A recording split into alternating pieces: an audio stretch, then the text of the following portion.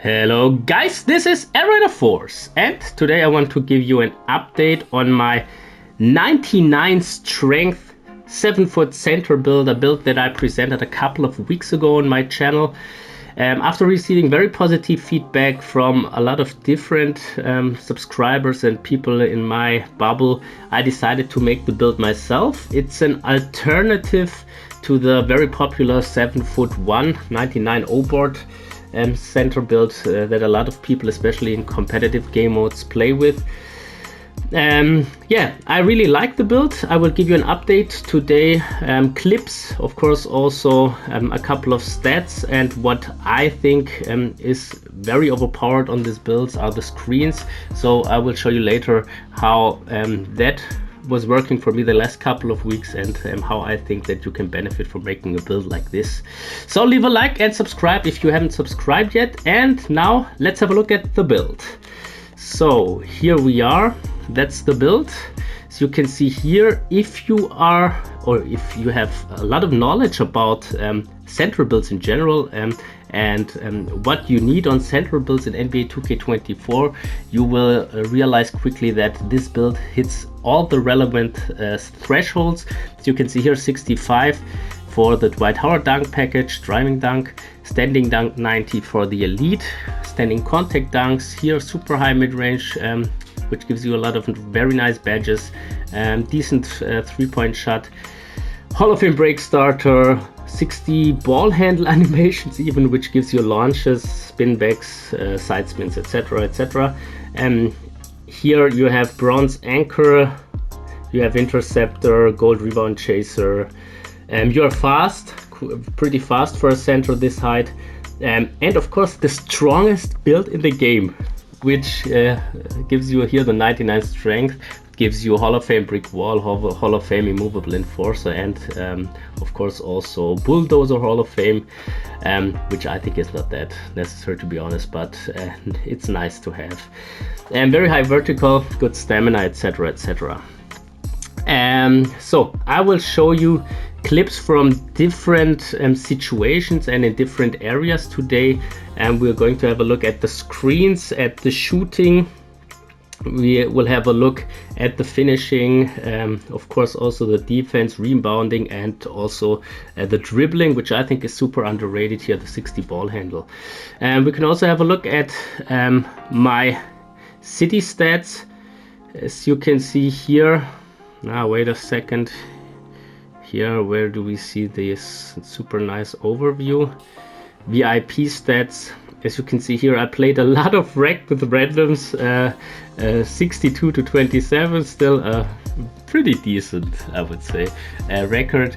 But what is more important for me is that you are able to see here that I'm #1 on my list when it comes to the rebounding with 93 offensive rebound, #1 on the blocks with 78 block rating, almost 1 steal per game, super high assist ratings, and also decent scoring.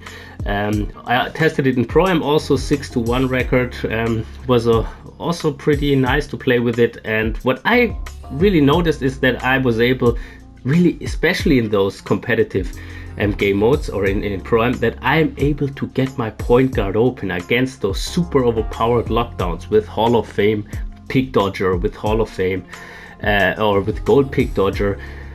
2K Lab presented a couple of weeks ago a very interesting stat. I will blend it in here so you can have a look at it. And so you basically, against gold pick dodger, your efficiency or your ability to get a good screen animation is 12% higher compared to gold brick wall, which I think is actually pretty insane. Now let's have a look, of course, also at a couple of, or I will present you a couple of clips from the different areas. So since this is the area that really makes this build unique and different from basically all the other center builds on the game, we will have a look at 99 strength and Hall of Fame brick wall first. Here, as you can see, people are really dropping down on the floor. Here, this was a good lockdown actually. Those are clips from one game, 3 minutes. In a span of 3 minutes, I dropped all of their perimeter defenders.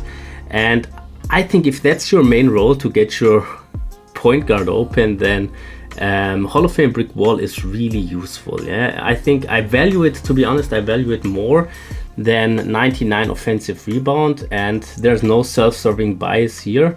I have both. I have a build with 99 offensive rebound, and I have a build with 93 offensive rebound and 99 strength, Hall of Fame brick wall, etc. And I barely can see any difference, to be honest, compared to the 99 offensive rebound build. That's my opinion. If you think that Hall of Fame brick wall is not that important, and then go ahead, make your 99 offensive rebound build. For me, that's the better option. But then there's a big but. A big but. This is the only Hall of Fame brick wall build that I really think you should make, because I tested so many different versions of the build, and it's so difficult to make a good balanced build with 99 strength. Let's have a look at shooting next. And what I was very curious, and to be honest, at the beginning I was not sure if I would be able to is here to score out of the post by using those glitchy post hop shots, post fades, etc. But 82 mid-range is enough to use it as a bailout shot. It should not be your number one scoring option. As you can see here, also in Pro-Am, when the shot clock's running out, I'm able to use those shots without post control, which is very interesting. But I noticed, compared to my build with post control and 86 mid-range, I noticed a big difference, to be honest. Like, the consistency is not there, but as a bailout shot, which I think it should be also, it's actually a pretty good option. As you can see here, I'm living in the mid-range with this build. With Silver Midi Magician, I can really create my own shot also after the dribble. Here, of course, also pop.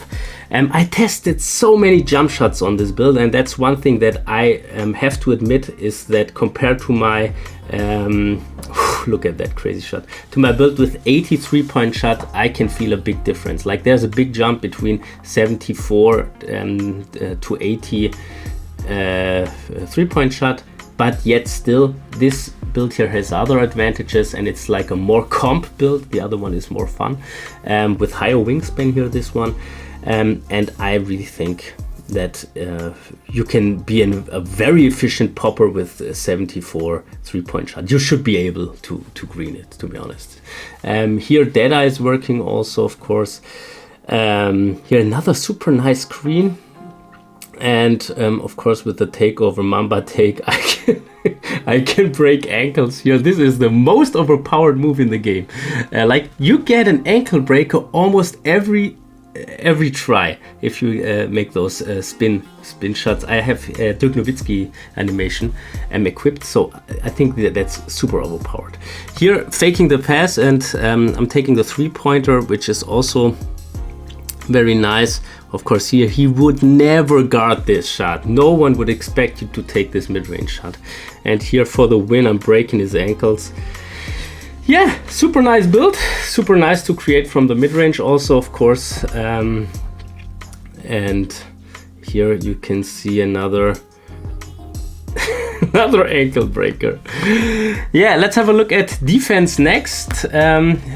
Let's remember let's have a look at the stats again. We have 78 block, 60 steal for bronze interceptor, and I think it's enough. Like, bronze anchor is the best budget anchor level in this game. Everyone knows this, or should know it if you play center now. And as you saw at the beginning of the video, I'm number 1 on my list in the rec when it comes to the blocks per game. The crazy snatch block, and yeah, it's enough. If you put 92, I made that mistake on my first build, to be honest. I put 92 block on the build, and I can barely feel any difference compared to the 70H, which is horrible, to be honest. Like, we invested our money into in this game and made builds, thought about it. In my case, at least, I thought about the build, the first build especially. I thought quite a while and before making that build, and tried to balance everything out, and now it's basically useless, this 92 block. As you can see here, also Immovable Enforcer Hall of Fame is so overpowered. People are, I'm not even jumping, and people are just, yeah, they fall out of bounds, and they pick up the ball. So this is so crazy. And even against centers, it's a really nice, method to stop them inside. Crazy blocks here, the chase down blocks. Yeah, let's have a look at rebounding. 93 offensive rebound, 78 defensive rebound. Another attribute area, like here, for example, in the first clip here, look at that worm.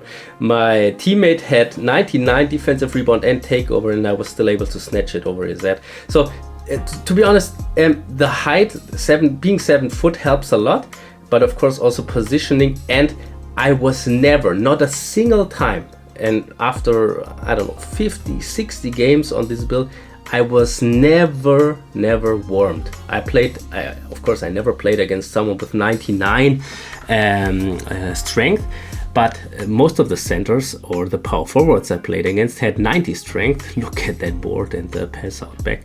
And I was never warmed in all of those games. So Hall of Fame box out beast with 99 strength is super overpowered. Yeah, and here another worm, the offensive rebound. I'm passing out another worm, and this center had 90 strength, I'm pretty sure. Yeah, so really good build if you want to be an efficient rebounder.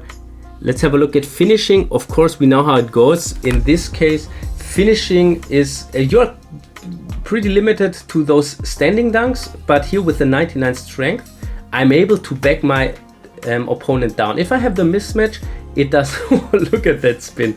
It doesn't matter. I can still back him down and take the drop step. Of course, no post spins and extra stuff.